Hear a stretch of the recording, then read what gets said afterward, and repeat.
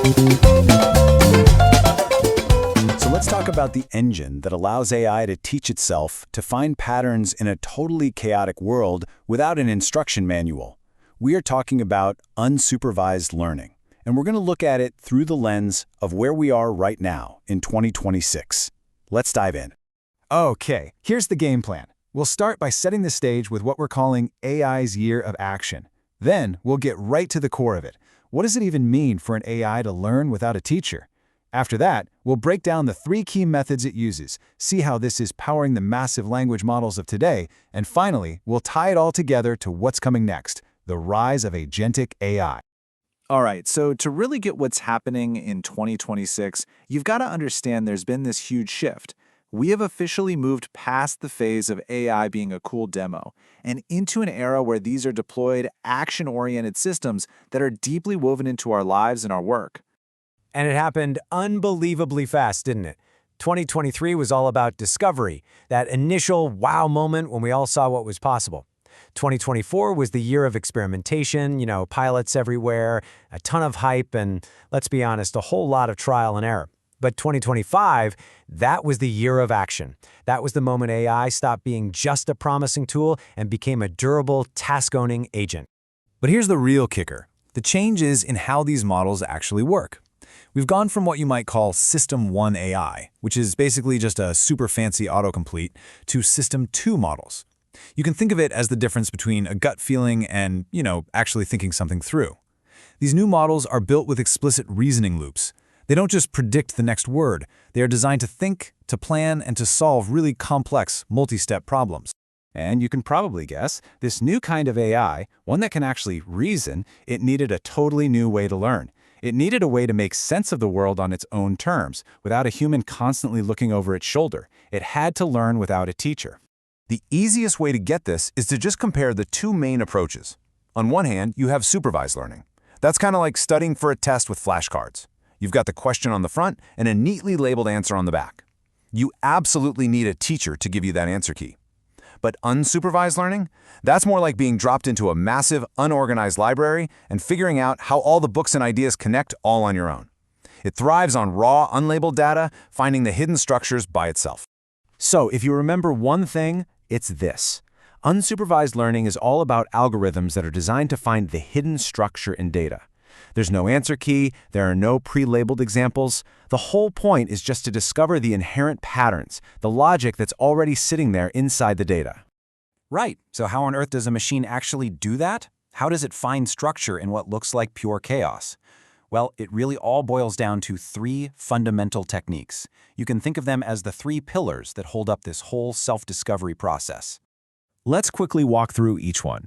We've got clustering, which is all about grouping similar things together. Then there's dimensionality reduction, which is about simplifying crazy complex information. And finally, anomaly detection, which is all about spotting the odd one out. Let's kick things off with clustering. Its job really is simple, but incredibly powerful. Take a giant, messy data set and automatically group together the things that are naturally similar. It's never told what the group should be. Its entire purpose is to discover them from scratch. And you see this in the real world all the time. A perfect example is customer segmentation. Companies use algorithms like K-means to sift through trillions of data points about how we all behave online. It automatically groups customers into these tribes that share interests and habits. And that is what powers all the hyper-personalized ads and product recommendations we see every single day. Okay, next up is a big one, dimensionality reduction.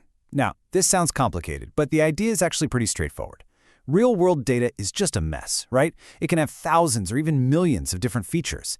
This process is like a super intelligent filter. It boils all that complexity down to its most essential features, what we call principal components, all without losing the stuff that actually matters. It's all about separating the signal from the noise. And the payoff for doing this, it is absolutely massive. Using techniques like PCA, or Principal Component Analysis, we can keep about 95% of the crucial information in a dataset while, get this, slashing the compute cost to process it by 75% or even more. This is what makes it possible to work with these enormous datasets you find in fields like genomics or high finance. And our third pillar is anomaly detection. I love this one. Think of it like the AI is a security guard for your data. Its first job is to just watch. It spends a ton of time learning what normal looks like in a system. Once it has a really solid feel for that baseline, its only job is to spot the outliers, the weird, rare, and suspicious things that just don't fit the pattern. You know this one, for sure. Credit card fraud detection. It's the classic example. This system learns your typical spending rhythm. Where you shop, how much you usually spend, what time of day. So when a crazy charge for $1,000 pops up from a different country at 3 a.m., it instantly sticks out from your normal behavior and gets flagged. That is unsupervised learning in action, protecting millions of us every single second. Okay, so we've got our 3 pillars: clustering, dimensionality reduction, and anomaly detection. So what? Well, they are the absolute building blocks for the most important evolution in AI today, the way that large language models, or LLMs, get to be so knowledgeable. And that evolution brings us to the key phrase of the day, really: self-supervised pre-training. It's a really clever spin on unsupervised learning, and honestly, it is pretty much single-handedly responsible for the mind-blowing abilities of the models we all use every day. The process itself is kinda elegant and almost shockingly simple when you break it down. First, you just grab a massive, unbelievable amount of raw text from the internet. Then, the model basically invents its own little game. It takes a sentence, hides one of the words, and then its only goal is to predict what that missing word is. By doing this over and over, literally billions of times, it's not just memorizing facts, it's actually reverse engineering the fundamental rules of language, of grammar, and even of human logic. And just so we're clear, this is not some theoretical idea. This self-supervised process is exactly how the big players, we're talking Llama 4 and Gemini 3 Pro, got so smart. They weren't spoon-fed millions of human-labeled questions and answers. Nope. They taught themselves by consuming and reconstructing a giant chunk of the internet. And this is where it all comes together. Why does any of this matter so much right now, in 2026?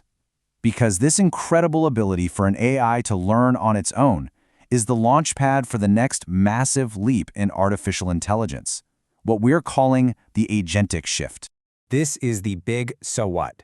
We have officially moved from AI systems that can find interesting patterns and give you an answer to AI systems that can take those patterns and actually execute complex, multi-step actions in the real world. Think about it. The patterns learned through unsupervised methods are what allow an agent to reason and plan, to look at a big goal and break it down into smaller, doable steps. That learned sense of what's normal lets it self-reflect and catch its own mistakes. And its deep understanding of data structures lets it engineer context, using tools like RAG to pull in real-time data to make smarter decisions. And that, right there, is the fundamental paradigm shift. For years, the main goal of machine learning was to be a super smart analyst finding those hidden gems in the data. Now, the goal is to build autonomous agents that take those insights and actually act on them, solving problems and carrying out tasks from start to finish. Which leaves us with a pretty fascinating question for the future, right? We have built systems that can learn without a teacher and are now starting to act on that knowledge. As these systems get better and better at actually thinking for themselves, the challenge for us humans is no longer about the how. It's about deciding what truly difficult, important problems we're going to ask them to solve next. Thanks for watching.